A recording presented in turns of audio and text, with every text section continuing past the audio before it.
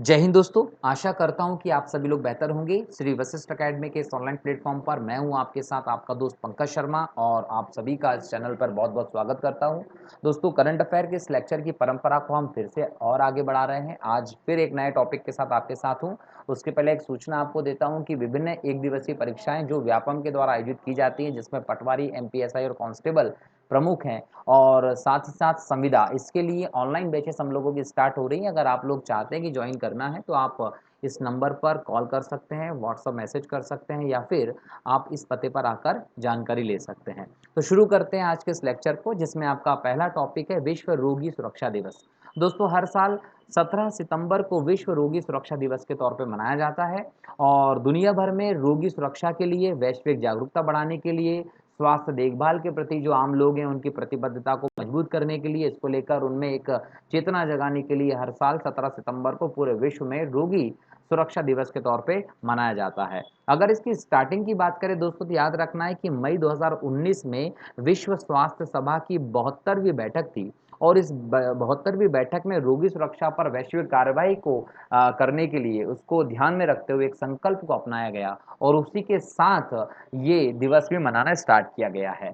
2021 में भी ये दिवस मनाया गया। 2021 में इसकी जो थीम है वो एक अलग चीज़ को दर्शाती है। इसमें कहा गया है कि सुरक्षित मातृत्व एवं नवजात देखभाल, ये इसका विषय रहा है। अगर हम सुरक्षित मातृत्व एवं नवजात देखभाल की इस थीम की बात करें तो इसके पीछे एक महत्वपूर्ण उद्देश्य है। याद रखना है दोस्तों, अगर हम विश्व स्वास्थ्य संगठन WHO की रिपोर्ट देखते हैं, उसके आंकड़े देखते हैं तो इसके आंकड़े बताते हैं कि हर दिन लगभग 810 महिलाओं की मृत्यु गर्भावस्था एवं प्रसव संबंधी कारणों से हो जाती है, ठीक है। और इसके अलावा अगर हम बात करें तो स्वास्थ्य देखभाल की कमी के कारण हर दिन 5 वर्ष से कम उम्र के लगभग 6,700 शिशुओं की मृत्यु हो जाती है और ये कुल मौतों का लगभग 47% है। दुनिया में जितनी मौतें होती हैं ना उसका 47% मौतें जो हैं वो 5 वर्ष से कम उम्र के बच्चों की होती है, जो केवल किस लिए कि स्वास्थ्य की देखभाल की कमी के कारण हो जाती है। तो ये एक बड़ी संख्या है, बहुत बड़ा नंबर है और आज के इस वैज्ञानिक युग में इतने जब मेडिकल साइंस में और चीज़ों ने इतनी ज़्यादा तरक्की कर ली है, उस समय अगर इस प्रकार की चीज़ें हो रही हैं तो ये कहीं न कहीं एक शर्मनाक बात है। इन सब चीज़ों को ध्यान में रखते हुए ही विश्व रोगी सुरक्षा दिवस जो है वो हर साल मनाया जा रहा है और इस बार उसकी थीम भी इसी से संबंधित रखी गई है। इस दिवस का जो लक्ष्य है दोस्तों वो प्रसव एवं प्रसव के दौरान जो महिलाएं हैं और जो नवजात शिशु हैं इनको जो भी जोखिम होती है और जो क्षति होती है उसको कम करने का लक्ष्य रखा गया है। इसके साथ ही उन तक गुणवत्तापूर्ण सेवाओं को उपलब्ध कराने की भी इसमें जोरों से बात की गई है, ठीक है। ये आपको ध्यान रखना है। तो हर साल 17 सितंबर को विश्व रोगी सुरक्षा दिवस सेलिब्रेट किया जाता है, ठीक है। चलिए आगे बात करते हैं। तो अगला टॉपिक है मराठवाड़ा मुक्ति संग्राम दिवस। दोस्तों हमारे स्वतंत्रता संघर्ष से संबंधित एक इंपॉर्टेंट टॉपिक है ये। हर साल 17 सितंबर को महाराष्ट्र में मराठवाड़ा मुक्ति संग्राम दिवस के तौर पे मनाया जाता है। इसका संबंध किससे? महाराष्ट्र से। लेकिन इसकी पृष्ठभूमि को हम बड़े डिटेल से समझने की कोशिश करेंगे कि क्या इसकी पृष्ठभूमि है। ये जो दिवस है दोस्तों वो हैदराबाद के निजाम के भारतीय सैनिकों को द्वारा पराजित होने के बाद मराठवाड़ा क्षेत्र के भारतीय संघ में विलय विलय की वर्षगांठ के तौर पे मनाया जाता। समझ गए आप लोग? अच्छा, इसकी पृष्ठभूमि को हम समझते हैं कि 15 अगस्त को 1947 में हमारा देश आज़ाद हुआ। जब देश आज़ाद हुआ तो हमारे सामने लगभग 600 देशी रियासतें थी जिनका एकीकरण किया जाना था और जो माउंटबेटन योजना आई थी उस योजना के अनुसार यदि हम बात करें कि 3 जून 1947 को जो योजना आई थी उसके अनुसार हमारे देश को आज़ादी मिलने वाली थी। लेकिन इसके तहत बोला गया था कि यहाँ पर कितने राज्य बनेंगे, तो 2 राष्ट्र की बात यहाँ पर थी और जो 2 राष्ट्र की बात की गई थी उसमें एक देश बनना था पाकिस्तान और एक देश बनना था भारत। और इन 600 देशी रियासतों का एकीकरण इस प्रकार से करना था कि ये दोनों देशों में विभाजित होने वाले थे और इसके सामने रखा गया था कि भाई जो पाकिस्तान के साथ जाना चाहता है वो पाकिस्तान के साथ चला जाए, जो भारत के साथ जाना चाहता है वो भारत के साथ चला जाए और जो स्वतंत्र रहना चाहता है वो स्वतंत्र रह जाए। इस प्रकार की 3 बातें यहाँ पर रखी गई थी, है ना।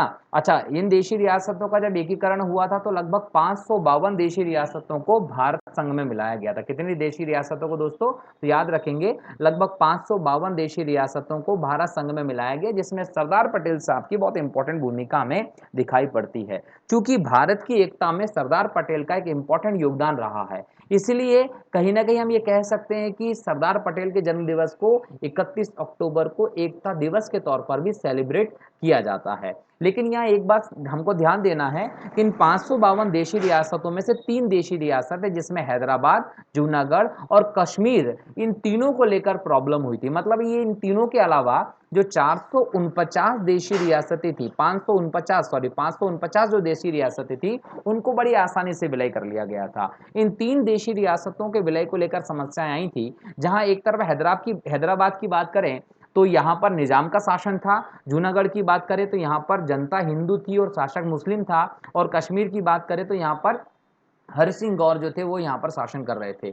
हरि सिंह गौर से हमने एक विलय पत्र पर हस्ताक्षर करवाए और विलय पत्र पे हस्ताक्षर करवाकर कश्मीर को भारत का हिस्सा बनाया। जूनागढ़ में जनमत संग्रह करवाया और जनमत संग्रह के बाद जूनागढ़ को भारत का हिस्सा बना लिया गया। लेकिन हैदराबाद में दोस्तों स्थिति कुछ अलग थी। अगर आप भारत के मैप को देखते हैं तो यहाँ पर आप यदि दक्षिण भारत की बात करें तो हैदराबाद था, और यहाँ पर पश्चिमी पाकिस्तान, यहाँ पर पूर्वी पाकिस्तान जो आज बांग्लादेश बन गया वो थे, और यहाँ पर हैदराबाद जो है वो भी पाकिस्तान के साथ मिलने की अपनी बोल सकते हैं कि महत्वाकांक्षा रख रहा था। तो ऐसे में यहाँ पर बीचों बीच में पाकिस्तान होना हमारे लिए बहुत ज़्यादा घातक हो जाता, और हमारे देश के जो नेता थे उस समय के, वो कतई इस बात को मंजूर नहीं करते कि ऐसी कोई व्यवस्था हमें यहाँ पर देखने को मिले। तो हैदराबाद को हम किसी भी कंडीशन में पाकिस्तान को नहीं दे सकते थे, क्योंकि ये हमारे देश की एकता, अखंडता के लिए, शांति के लिए बहुत बड़ा खतरा बन सकता था। इस समय हैदराबाद की हम बात करें तो निजाम मीर उस्मान अली, इसका नाम याद रख लीजिएगा आप लोग कि ये कौन था। मीर उस्मान अली खान बहादुर, ये उस समय हैदराबाद का निजाम था जब स्वतंत्रता हुई थी। इसने कहा था कि हैदराबाद जो है वो स्वतंत्र रहेगा। मतलब इस प्रकार से ये हैदराबाद को स्वतंत्र रखने की कोशिश में था, लेकिन कहीं ना कहीं ये पाकिस्तान का सरपरस्त था और पाकिस्तान के पास जाने की ये कोशिश कर रहा था। ऐसे में हमारे लिए इसको लेना बहुत जरूरी था। तो भारतीय संघ की एकता के लिए, किसी भी चुनौती को समाप्त करने के लिए भारत सरकार ने हैदराबाद रियासत को भारत में किसी भी कंडीशन में मिलाने का बोल सकते ठान लिया, और इसके लिए इन्होंने ऑपरेशन पोलो चलाया। याद रखिएगा, एग्जाम में इस प्रकार के प्रश्न पूछे जाते हैं कि हैदराबाद को भारत संघ में मिलाने के लिए कौन सा ऑपरेशन चलाया गया था, तो आप लोग याद रखेंगे ऑपरेशन पोलो जो था वो हैदराबाद को भारत संघ में मिलाने के लिए शुरू किया गया था। ठीक है। अच्छा, इस समय अगर हैदराबाद की बात करें तो केवल हैदराबाद की छोटी सी रियासत की बात नहीं है। इस हैदराबाद में तेलंगाना, मराठवाड़ा और कर्नाटक के 4 जिले शामिल थे। मतलब हैदराबाद उस समय का एक बहुत बड़ी रियासत थी जिसको हम किसी भी कंडीशन में छोड़ नहीं सकते थे। यहाँ पर ऑपरेशन पोलो जो है वो लगभग 17 सितंबर 1948 को शुरू किया गया। निजाम की सेना के जो प्रमुख थे उनका नाम था अल इर्दिस, और इन्होंने आत्मसमर्पण कर दिया। पूरी तरीके से इसको घेर कर पुलिस कार्रवाई हुई, सैन्य कार्रवाई हुई। उसके बाद निजाम ने भी आत्मसमर्पण कर दिया और हैदराबाद रियासत को भारतीय संघ में शामिल कर दिया गया। निजाम पाकिस्तान भाग जाता है। इस प्रकार से पूरी स्थिति हुई थी, है ना। तो ये पूरी कंडीशन यहाँ पर बन रही थी। इस कंडीशन में ऑपरेशन पोलो लाया गया और भारत में हैदराबाद को मिलाया गया, और उसके बाद जो मराठवाड़ा है उसकी मुक्ति इसी के साथ हुई थी, जो आज महाराष्ट्र में शामिल है, याद रखेंगे। ठीक है।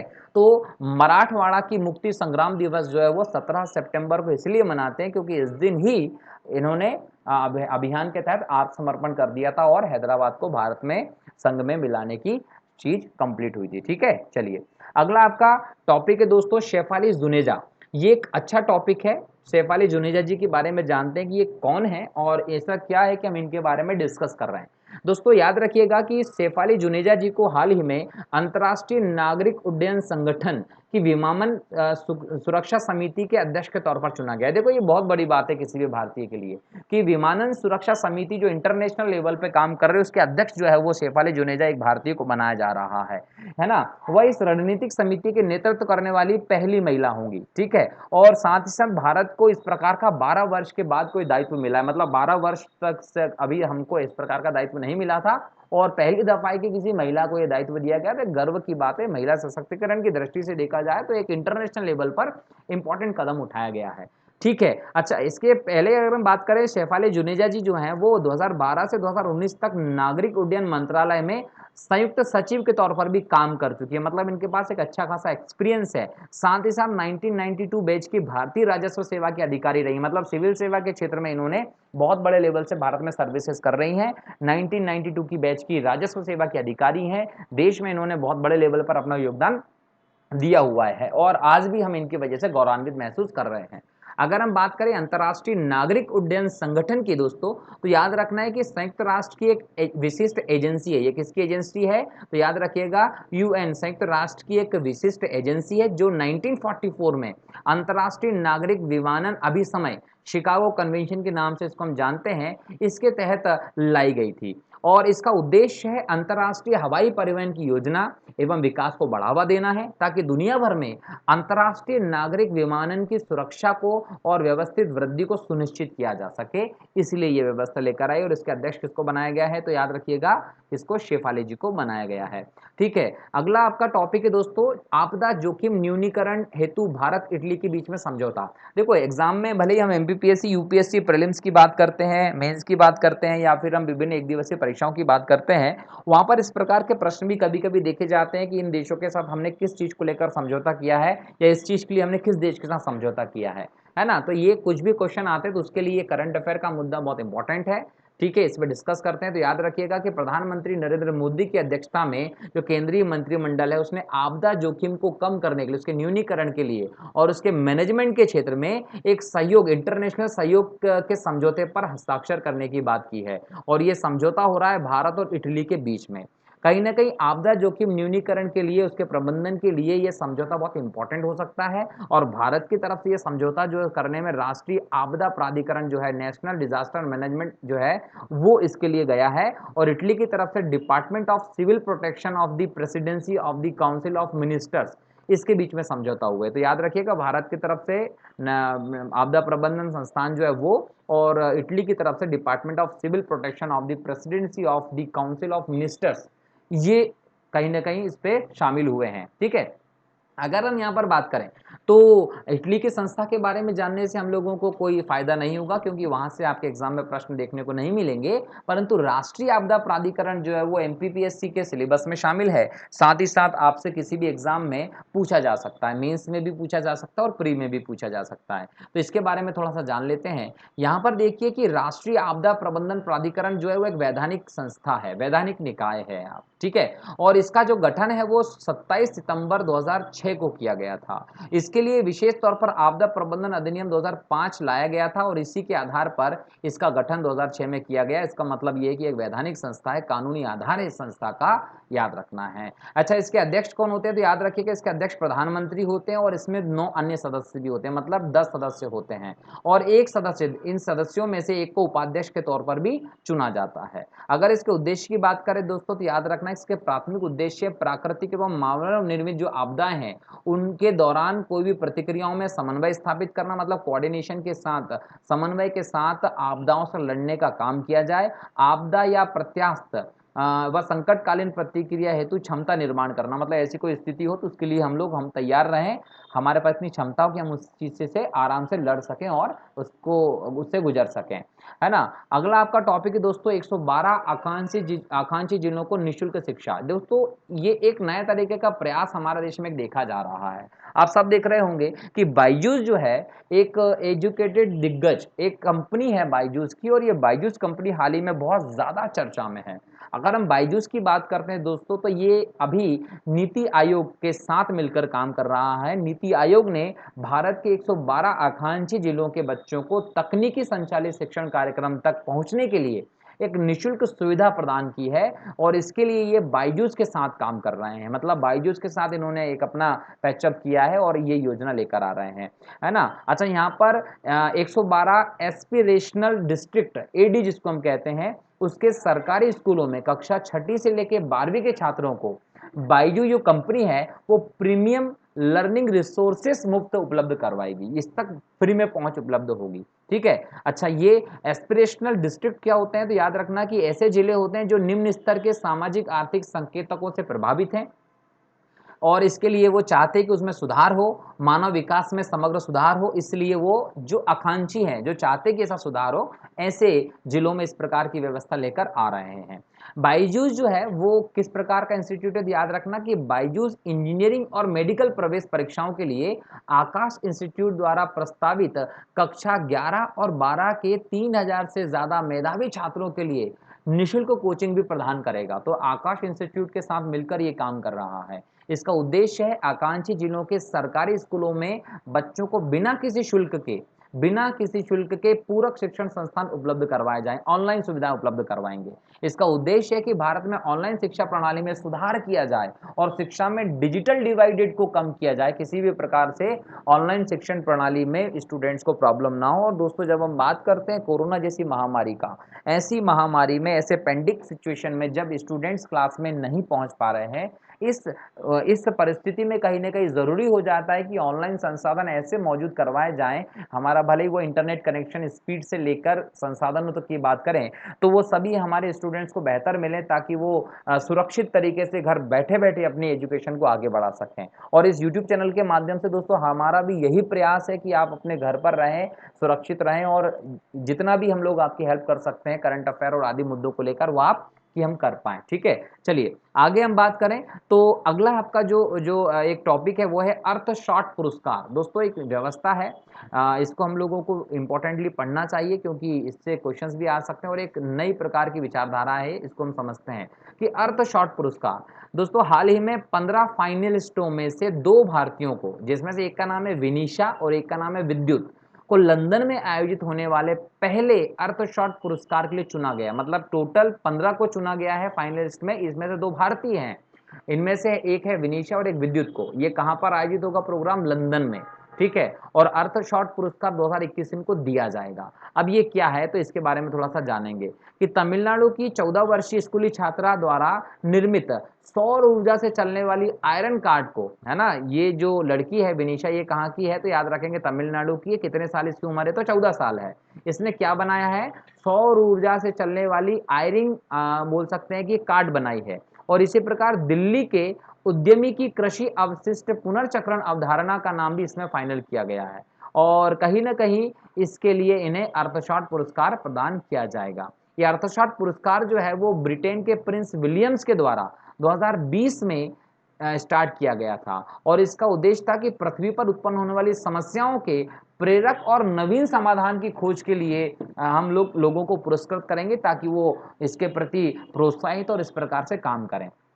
अगर अर्थशॉट पुरस्कार की और बात की जाए तो अमेरिका के पूर्व राष्ट्रपति जॉन एफ कैनेडी के द्वारा किए गए मून शॉट पुरस्कार से प्रेरित है ना। जो कैनेडी ने क्या शुरू किया था, मून शॉट पुरस्कार, उससे प्रेरित है। और इस मून शॉट पुरस्कार के तहत यूएस अपोलो लूनर लॉन्च हुआ था, और वर्ष 1969 में चंद्रमा पर पहले व्यक्ति ने कदम रखा था। आप सभी जानते हैं कि एडविन एल्ड्रिन और नील आर्मस्ट्रॉन्ग जो है वो चंद्रमा पर गए थे जुलाई 1969 में, और ऐसा पहली बार हुआ था कि चंद्रमा पर कोई व्यक्ति ने कदम रखा हो, ठीक है। तो ये जॉन एफ कैनेडी का प्रयास मून शॉट पुरस्कार से प्रेरित है, अर्थशॉट पुरस्कार, ठीक है। यहाँ पर हम बात करें इसकी थीम की, तो दोस्तों इसमें थीम जो है वो एक विशेष थीम है। कहीं ना कहीं हम बात करें तो पृथ्वी के लिए साधारण किंतु महत्वाकांक्षी लक्ष्यों में से 5 अर्थशॉट्स के लिए केंद्रित हैं। इन लक्ष्यों को यदि 2030 तक हासिल कर लिया जाता है तो आने वाली पीढ़ियों के साथ साथ वर्तमान पीढ़ी के जीवन में भी क्या होगा, सुधार होगा। अब यहाँ देखते हैं कि ये 5 अर्थशॉट कौन कौन से हैं जिसको हमको अचीव करना है। पहला है प्रकृति की रक्षा एवं पुनर्स्थापना, दूसरा है स्वच्छ वायु, तीसरा है महासागरों को पुनर्जीवित करना, चौथा है अवशिष्ट मुक्त दुनिया का निर्माण करना, और पांचवा है जलवायु को ठीक करना। तो ये 5 आपके अर्थशॉट प्रोग्राम हैं जो आपको ध्यान रखना है, ठीक है। और